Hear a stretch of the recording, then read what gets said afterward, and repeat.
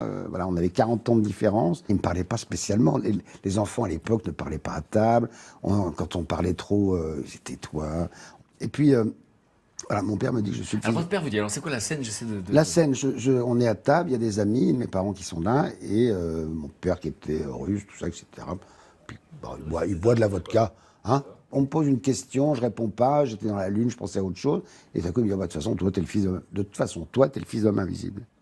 Donc là, il vous parle, et donc Ouais. vous vous dites quoi? Parce que là, vous avez fait une expression qui dit tout, mais vous vous dites quoi dans votre tête à ce Eh moment-là? ben moi, c'est... Et je dis, c'est génial.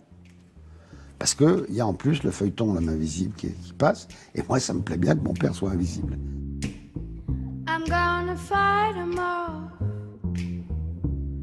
A 7-nation army couldn't hold me back. Et à ce moment-là, je vais dans la salle de bain, et je me vois dans la glace. Et tout à coup, je me dis, ben, je suis le fils d'homme invisible, et pourquoi je me vois dans la glace?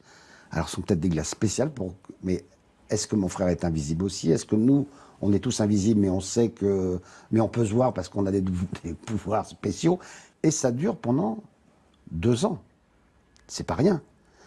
Dans ma tête. Et vous en parlez à personne. Et j'en parle à Pourquoi personne. vous en parlez à personne? Parce que je me dis, de toute façon, c'est comme ça. Que je sois visible ou invisible, c'est la famille qui est comme ça. Ouais. Donc, Mais vous voyez bien que vos potes vous parlent à l'école. Voilà, alors c'est là où ça commence. C'est-à-dire qu'au bout d'un moment, je dis comment ils peuvent me voir à l'école. Donc peut-être qu'on est tous invisibles, peut-être que si, peut-être que ça, peut-être que c'est une école spéciale pour invisibles. Enfin bon, il y a un truc. Bon. Mais il se trouve que C'est scénariste que vous aurez dû faire. une fois, je prenais un petit train qui faisait de Porte d'Auteuil, Porte-Maillot. J'allais à l'école Porte-Maillot. Et je fais une grimace au mec en face de moi. Et le mec ne répond pas, il me regardait. Et je me dis, ah bah tiens, je suis invisible. Et juste après, à la gare d'après, il y a un couple de jeunes amoureux qui se mettent à côté de moi. Donc on était 3 sur une banquette de 2. Donc je dis, bah ça y est, je suis invisible. Ils m'ont pas vu. Ils m'ont pas vu, je suis invisible. J'arrive à l'école, et là, je dis, salut François, ça va? Et je dis, ah, ce sont les vêtements.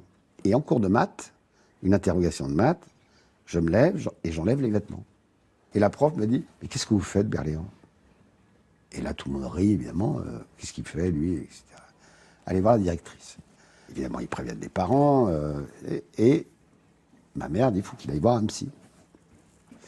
Et là, ma mère me dit, bah, tu vas passer des tests. Donc, pour moi, des tests, c'est des trucs amusants. Et puis, elle dédramatise en disant, tu verras, c'est des tests, ça va être drôle. Comme un jeu. Comme un jeu, voilà.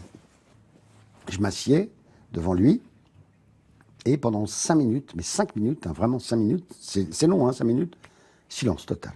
Pas de questions. Lui, il laisse ce silence, il vous regarde. Il me regarde. C'est bizarre comme méthode. Hein? Oui. Donc moi, évidemment, je commence à me tortiller.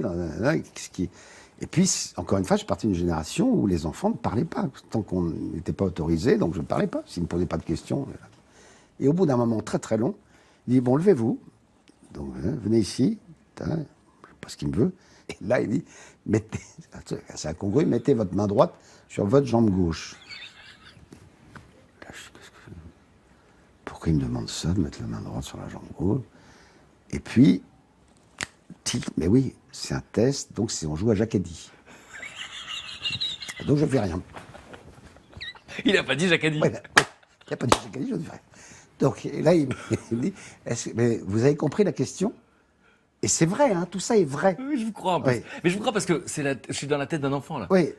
Et vous avez compris la question? Oui. Et là, je dis, merde, il joue au ni oui ni non maintenant en plus. Oh là là, ça se corse. Et là, bon, ben, je joue, moi. C'est votre réponse. Et toujours, je suis dans le ni oui ni non et dans le Jacques-Eddy. Donc, voilà. Mais sauf que lui, c'est pas. Et ça dure 5 minutes. Et c'est une catastrophe. Et puis, bon. Conclusion. Ma mère rentre dans le cabinet du médecin et elle en sort en pleurs. Le rimel avait coulé, etc. Et en fin de compte, voilà, lui, il a dit que j'étais un peu anormal.